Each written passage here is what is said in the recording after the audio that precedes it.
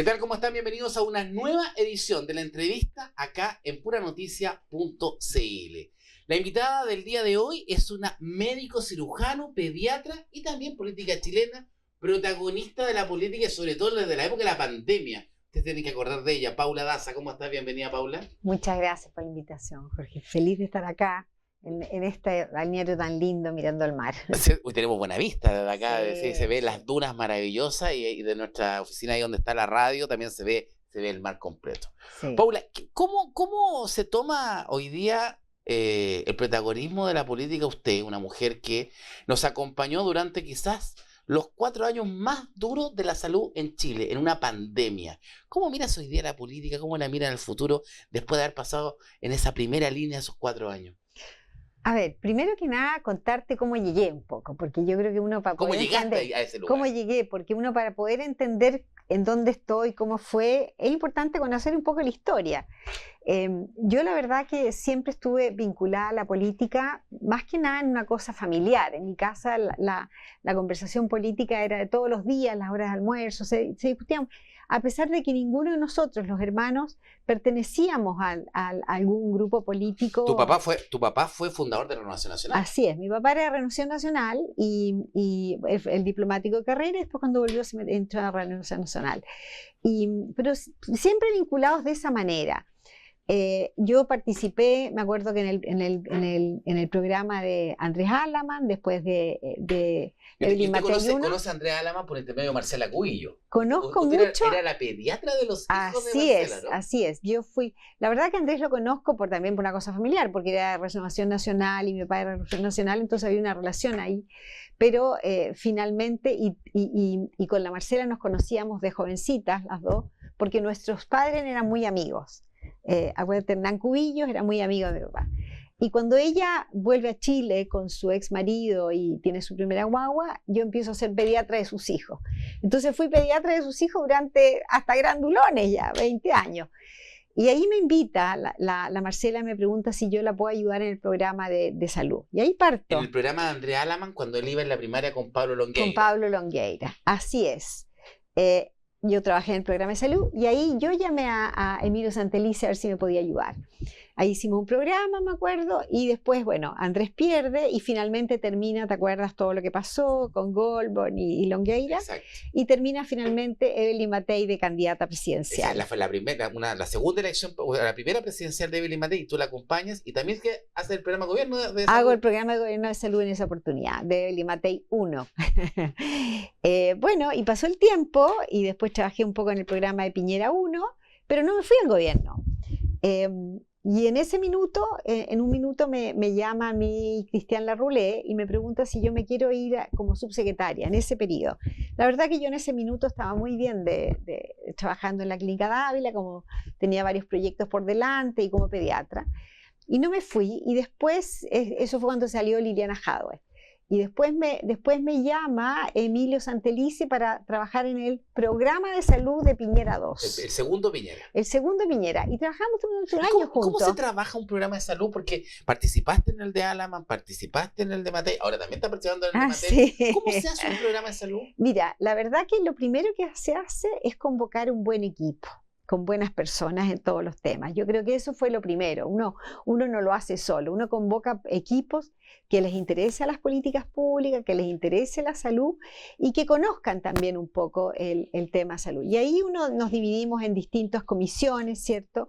En relación a los problemas, que yo te diría que no es tan distinto a lo que tenemos hoy día, los problemas.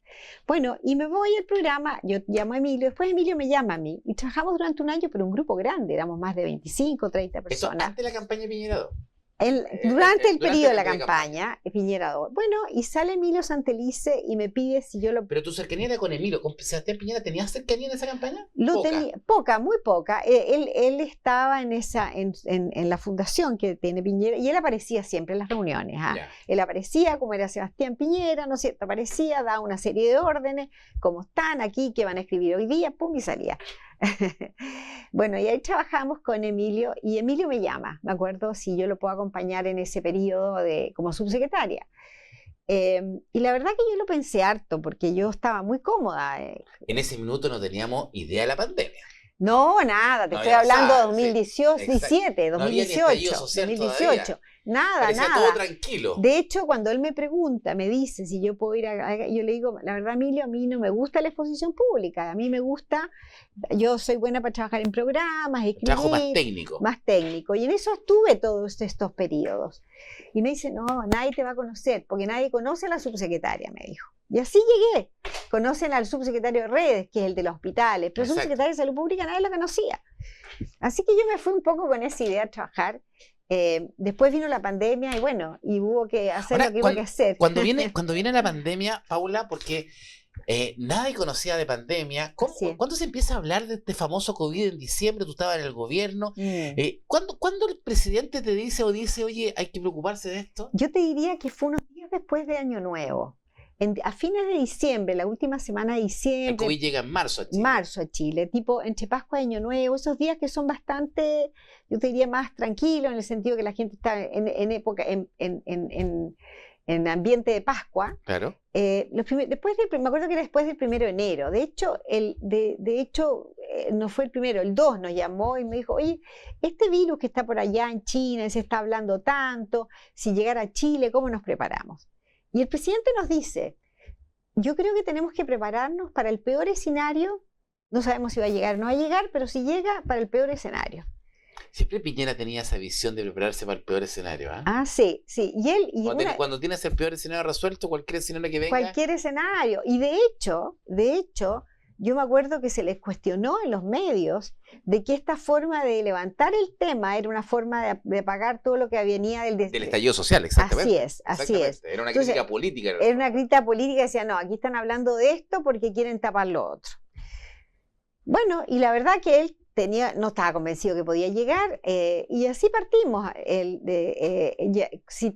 Armamos un comité COVID, me acuerdo, donde estaba la Jimena Aguilera, la actual ministra, estaba Pablo Vial, que es otro médico que trabaja en la UDD, había varios que hoy día tienen una visión más pública, y los llamamos para preguntar, para hablar con ellos y decirle, bueno, ¿cómo nos preparamos? En esa reunión Enrique París, pero que estaba en el colegio médico. Lo que pasa es que nosotros teníamos dos reuniones. Una, el comité COVID, que dependía de nosotros, del Ministerio de Salud, y había otro que era un comité social, desarrollo social, no me acuerdo cómo se llamaba, que lideraba en ese momento Gonzalo Blumel, que era más bien político. Perfecto. Porque entonces estaba, por ejemplo, el Colegio Médico, estaba el rector de la Universidad Católica, estaba el rector de la Universidad de Chile, estaba el director de la OPS, ¿te acuerdas? Estaba el director de la OPS, había una serie de alcaldes. Que era como un comité más de comunicación, efectivamente, de lo que estaba haciendo el gobierno, cómo se estaba preparando ante todos los protagonistas que tenían relación con la salud. Así es, incluso el Colegio Médico, estaba la Isquia Siches en ese comité. En ese comité estaba la Isquia Siches. Y nosotros nos invitaban a ese comité para contar, bueno, de salud qué están haciendo, cómo lo van a hacer, pero esa era la posición para que no tuviera tanta crítica. Y así empezamos y declaramos una alerta sanitaria, empezamos a tener laboratorio, bueno, ya después a mediados de enero ya el virus llega a Europa, ya lo veíamos una cosa más inminente, en febrero también. Y ya nos preparamos haciendo exámenes en los aeropuertos. Y aparece este primer caso en Talca. Bueno, pero ahí llega y empieza todo este aparataje a ocuparse y preocuparse. ¿Te cambia la forma de vida tuya? Absolutamente, absolutamente. O sea, yo te diría que desde que empieza la pandemia, yo dejé de ver a mi familia durante 2 años. O sea, yo llegaba muy tarde en la noche, salía muy temprano en la mañana. Yo a mi mamá no la vi durante 6 meses, por ejemplo. No la vi. A mis hijos los veía en la noche. Una de mis hijas vivía conmigo, mis otros hijos no vivían conmigo. Entonces los dejé de ver durante mucho tiempo. ¿Qué sensación había en ti ahí? ¿Una sensación de responsabilidad? Porque en el fondo, hasta ese minuto inclusive, tú todavía no estás en la primera línea. La primera línea apareces tú directamente cuando yo me acuerdo, y cuando te veíamos todo en televisión, cuando Enrique París decía, esa respuesta la va a contestar Paula Daza. Y le echaron a usted lo más difícil. Sí, no, lo más difícil. Me daba las preguntas de salud pública. Sí. Mira, yo te diría que fue muy duro el primer periodo, muy duro. Cuando parte marzo, abril, mayo, junio. Claro, en los primeros 3 meses, que es el periodo que estuvo Mañalich. Mañalich estuvo los 3 primeros meses de la pandemia, no más. Exacto. Y en ese periodo fue muy difícil por varias cosas. Primero había mucha incertidumbre. Claro, porque Mañalich llega después de Santelice, ¿sí? Emilio Santelice se va en junio del año 2019. Claro. Y en junio del año 2019 llega Jaime Mañalich. Exacto. Que está durante un poquito más de un año también, Exacto. porque se va en junio también. Y él le tocó el estallido social a Jaime Mañalich y le tocó el inicio de la pandemia. Jaime era mucho más duro, tenía un carácter más confrontacional también. Así es, así es. Ahora, eso ayudó en cierta manera a un manejo, pero también trajo problemas. Yo te diría que él era muy estratega y él vio que esto iba a ser duro, que podía ser duro. Él fue de la idea de hacer una cooperación público-privada, es decir, hacerse cargo de los hospitales privados en el fondo, de las clínicas. Sí, y un modelo de salud que fue totalmente exitoso. Fue muy exitoso, eso lo lideró él, pero es un personaje que igual en ese minuto a lo mejor servía con ese carácter, pero después no. Claro. Después no, porque necesitábamos un liderazgo que convocara, ¿cierto? Y ahí entra París. Y ahí entra Enrique París. Ahí entra Enrique París, que es yo puras halagos tengo para él. Es un jefe con una capacidad para convocar, para escuchar, y tiene esa capacidad y esa seguridad en sí mismo que a él no le importa no brillar. No le importa, generalmente los ministros en general. Les gustan las luces. Les gustan las luces, les gusta brillar. Pero París es una persona que permite, más que permite, no le importa que los otros brillen, todo lo contrario.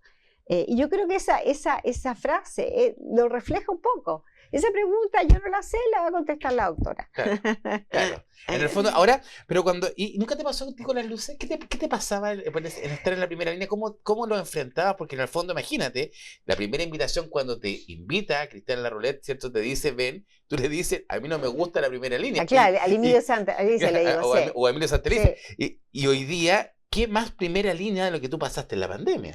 Sí, la verdad que en ese minuto yo sentía la responsabilidad que tenía que hacerlo nomás. Además que era un periodo duro, porque lo que informábamos nosotros era muy malas noticias. Eran malas noticias. O sea, nosotros informábamos que había gente muy enferma, que había gente que fallecía, informábamos que había que poner cuarentena.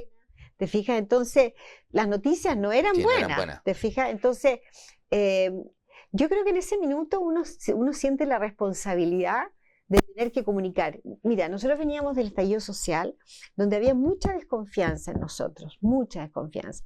Y uno de los objetivos que yo me planteé es crear confianza. ¿Cómo yo creo que es confianza? Y de hecho, yo te diría que a mí en ese minuto mucha gente me planteaba que yo tenía que ser más dura, más agresiva, tenía que causar miedo para que la gente se quedara en las casas usando la mascarilla. Y yo en ese minuto, y esto lo he dicho varias veces, yo estaba dispuesta a trabajar 24/7, pero no estaba dispuesta a hacer lo que no soy. Así yo iba a mostrar y a hablar y a comunicar como yo soy. Exacto. Y yo creo que finalmente eso creó confianza. ¿Tuvo sentido común la población también cuando a lo mejor escuchaba a una persona que a lo mejor le hablaba de igual a igual, porque en el fondo no hablabas con ese tono duro, como tú dices, sino que como que lo hacías razonar, no hacías pensar y decir, tentaciones, tiene razón, hay que hacerle caso, ¿no? ¿Sabes qué? Yo creo que finalmente los liderazgos, en general, que somos todos distintos, de alguna manera, no sé si es premiar la palabra, pero tienen confianza en aquellas personas que les muestra transparencia, son transparentes, porque hay, por ejemplo, la Evelyn es más dura que yo, pero crea confianza, ¿cierto? Porque ella es auténtica. Yo creo que la autenticidad es muy importante. Tú eres cercana a Evelyn Matei, bueno, cercana, se conoce, una de las primeras voceras que llamó. Evelyn Matei tampoco es una mujer cuyo liderazgo también es distinto. ¿A quién prefieres tú? ¿A la Evelyn o a la Matei? Siempre hay esa comparación. Yo te diría que las dos, porque cada una tiene sus fortalezas en los temas que yo me vinculo mucho con la Evelyn. Nos vinculamos mucho, nos tocó viajar juntas durante un mes, todos los días, donde llegamos a comer, tomábamos desayuno juntas. Esta fue la campaña de José Antonio Kast. La campaña de José Antonio Kast. Es verdad que la primera actividad que ustedes hacen en la campaña de José Antonio Kast, cuando va usted con Evelyn Matei, ¿es repartir preservativos? Así es, así es. ¿Por qué? Porque yo me fui en ese minuto a la campaña, yo estaba de subsecretaria. Te cuento que además estaba terminando el gobierno Piñera. Esto fue a fines de noviembre, principio de diciembre. la pandemia ya venía causó bajando. sorpresa que usted renunciara para irse al comando acá. Bueno, Todos quedamos mirando así porque lógico, porque yo te diría que yo no había pedido vacaciones en todo ese periodo, vacaciones cortitas, 2 días, 4 días, pero en ese minuto a mí me pide José Antonio y me dice, Paula, por favor, vente a la campaña conmigo.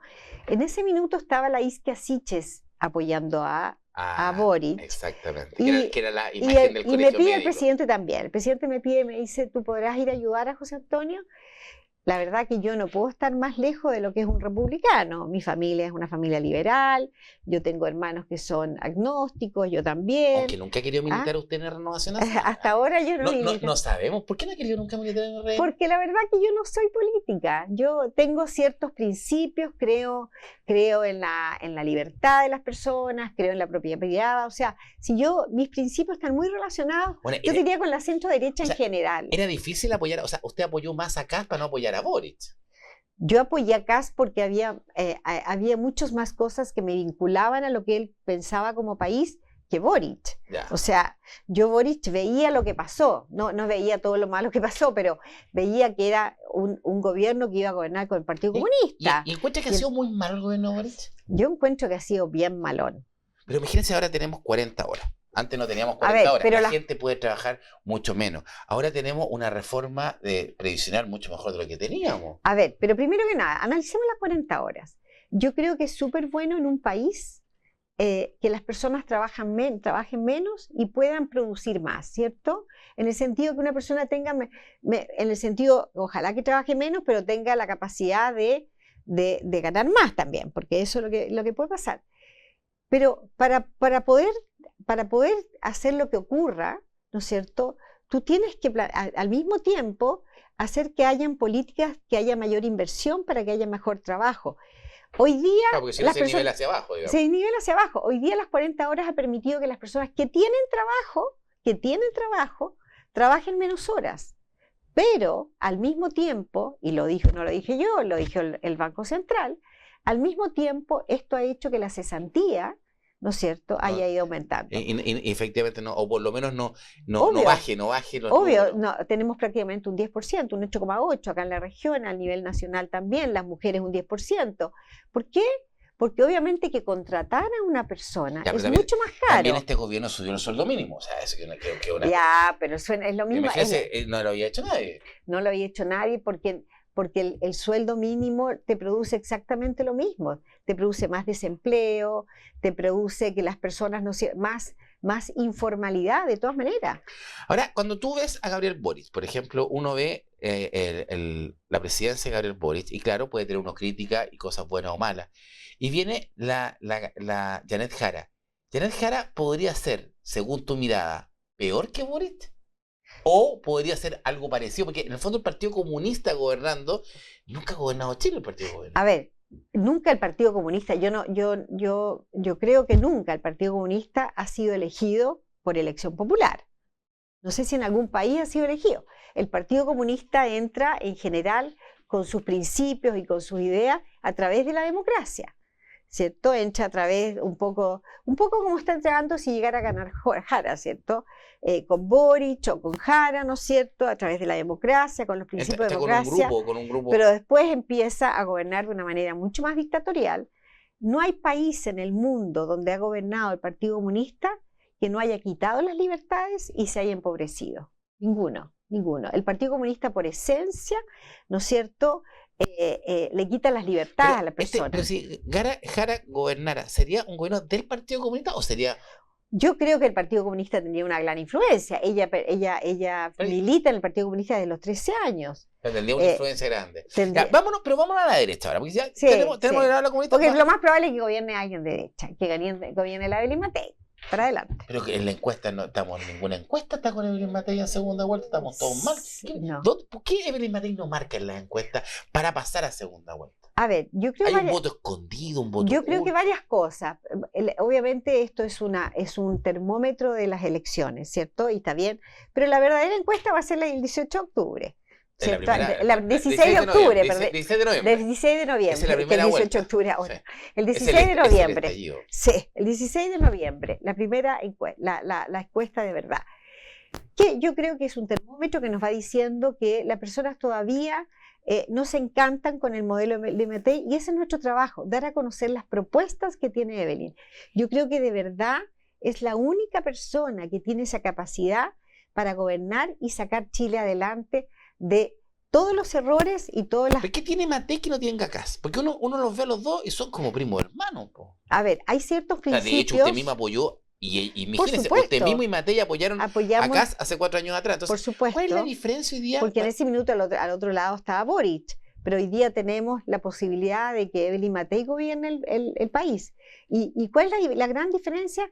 Yo creo que la gran diferencia entre Kast y la Evelyn Matei, primero que nada, es esa capacidad de convocar personas que han estado en la historia en ideologías distintas. Es muy difícil convocar a una persona que en algún minuto estuvo enfrente, ¿cierto? Que hoy día todos decimos, bueno, estos son los principios para adelante que vamos a sacar y estamos de acuerdo. Muchas de las cosas que tenemos que hacer en Chile para que el país salga adelante requieren proyectos de ley, ¿cierto? Y para eso necesitamos un congreso, una conversación. Necesitamos un congreso, una conversación, necesitamos una persona que entienda y pueda convocar al congreso, que quieran conversar con ellos. Y por otro lado, ¿qué es lo que tiene Evelyn Matei? El equipo, las personas. Uno no gobierna solo.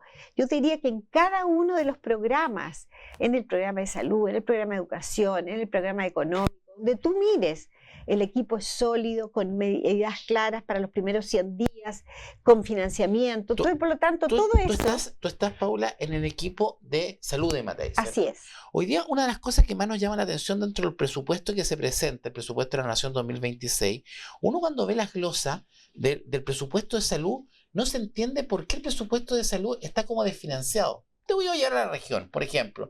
Supongamos que el Hospital Gustavo Fricke, ¿cierto? O el Hospital Van Buren de Valparaíso necesita 100 pesos para funcionar. Y le pasan en el presupuesto 50, 60 pesos. ¿Saben que con esa plata no se... ¿Por qué se producen esos problemas en salud?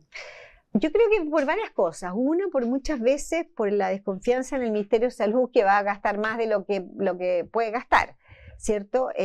Lo segundo es que nunca se han transparentado de verdad hacia el Ministerio de Hacienda los costos reales de salud. ¿Cuánto cuesta manejar un paciente en salud? Entonces, el Ministerio, como dices tú, gasta 100 y Hacienda le pasa 50. Y por otro lado, el financiamiento hoy día es vía dos maneras. Uno es el presupuesto histórico, ¿cierto? Y dos, es el presupuesto, ¿no es cierto?, de acuerdo a lo que se plantea que se va a gastar el próximo año. Entonces, cuando uno mira el presupuesto histórico, la verdad que los números no dan. Y hay otra cosa muy importante, que igual en los hospitales públicos somos tremendamente ineficientes. Hay estudios que demuestran que a pesar de que se ha duplicado el presupuesto de salud, el punto de vista eficiente, producimos cada vez menos. Ahora, a mí siempre me llamó la atención, de los diferentes hospitales están dirigidos, ¿cierto?, en la parte administrativa por doctores, ¿cierto? ¿No es más fácil que administre una persona que sepa de finanzas? ¿O no necesariamente? Bueno, hoy día hay de todo. Hoy día hay médicos, hay ingenieros. La verdad que hoy día el personal de salud no es solamente médico. Pero tú tienes un punto ahí porque evidentemente lo que se necesita es gestión, gestión y gestión. Y eso no hemos sido capaces de realizar. Pero ¿cómo tú realizas gestión en un hospital público? Poniendo los incentivos en el lugar que corresponde. Porque el ser humano es así. Si a mí los bonos me los pagan en función de una cierta cantidad de cirugías que yo hago en el año, si yo soy eficiente evidentemente, probablemente voy a ser más eficiente que me paguen por un sueldo, ¿te fijas? Si tú ves, los doctores, por ejemplo, en el sector público operan 3 pacientes por hora, 3 pacientes por día. Eso es lo que se opera en el sector público. Y en el sector privado se opera entre 5 y 6. ¿Por qué? ¿Qué hace que el sector privado sea más eficiente? ¿Son mejores personas? No, son los incentivos al ser humano. Nosotros ¿Les pagan mejor? Les pagan por prestación. Por prestación. O sea, a mí me pagan, si opero 3, gano más. O sea, si en el sector público opero 1 o opero 4, yo opero 3 o 4, 5, 6, me van a pagar lo mismo. Así es. O sea, está mal hecho. Bueno, pero para eso hay que cambiar el estatuto administrativo. Y el estatuto administrativo es una ley. ¿Te fijas? Entonces, necesitamos modificar el sistema de salud de prestador de acuerdo a las necesidades que tenemos hoy día. Y hoy día en el sector público sabemos que podemos hacer reformas y podemos hacerlo sin estatuto, con incentivos puestos donde corresponde, siendo más eficiente, hoy día poniéndole tecnología también.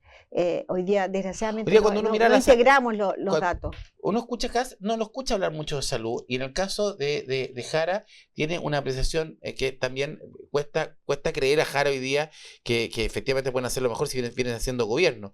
En el caso de Matei, creo que en el tema salud, efectivamente el gobierno de Piñera fue bastante exitoso post pandemia. Lo pueden haber criticado todo en 4 años, pero la raya para la suma y la historia con usted dentro del equipo da razón que efectivamente fue exitoso el tratamiento de eso contra la pandemia. Y fue eficiente. O sea, ¿El equipo de Matei era el mismo de Piñera? El de ahora, por ejemplo. Habemos muchas personas que sí trabajamos con el presidente Piñera, ya sea en Piñera 1 en Piñera 2. O sea, yo te puedo nombrar exministros que están trabajando conmigo, el doctor Emilio Santelice, el doctor París, subsecretario. O sea, hoy día Chile podría tener la mirada que efectivamente el mismo equipo de salud que sacó adelante el equipo de Piñera en la pandemia va a estar con Matei. ¿Y qué podría hacer Matei de distinto en materia de salud en relación a José Antonio o en relación a Jara? Yo creo que la eficiencia en los hospitales, la eficiencia del sector público y privado, o sea, nosotros no solamente tenemos la convicción que tenemos que hacer mucho más eficiente el sector público y privado también, el privado también hay que hacer reforma para terminar con la discriminación por preexistencia en las ISAPRE, o sea, también tenemos reforma. Yo te diría que lo más importante ahí es que nosotros sabemos hacerlo, sabemos cuáles son los obstáculos, tenemos la gente y tenemos la convicción. Muchas de las personas que están es llegar y entrar al gobierno y empezar a trabajar y ser más eficiente en cada una de estas medidas, y ya tenemos hasta casi los proyectos de ley redactados. Y en el caso del presupuesto, ¿se podrían comprometer a no tener presupuesto financiado en salud? Es muy difícil. Yo creo que lo más importante para poder decirte esto es que a mí me importaría que el Estado, o sea, el Ministerio de Salud, transparente sus deudas. Hoy día hemos sabido, por ejemplo, yo estuve en el Hospital San Juan de Dios, ¿no es cierto?, de aquí de Viña, en el Sanatorio Marítimo, que atiende niños muy vulnerables que han perdido sus derechos, ¿no es cierto?, y además tienen una condición de salud bastante grave. Y hoy día hemos sabido que probablemente que el servicio de salud que le debe pagar, le pagó después de 7, 8 meses. O sea, en contextualizar la región de Valparaíso, efectivamente, el Sanatorio Marítimo le hace prestaciones. Le hace prestaciones. Al servicio de salud. El servicio de salud se 7 meses en pagarle. 7 meses en pagarle. Entonces, y yo hablaba con el director y me decía, bueno, yo no sé si me iban a pagar, no me iban a pagar, cuánto me iban a pagar, pero él sigue atendiendo a los pacientes. Entonces, lo primero, después yo estuve hace 2 semanas atrás con la Asociación de Dispositivos Médicos e Insumos, que le vende dispositivos médicos e insumos al Estado, ¿cierto? A los hospitales distintos.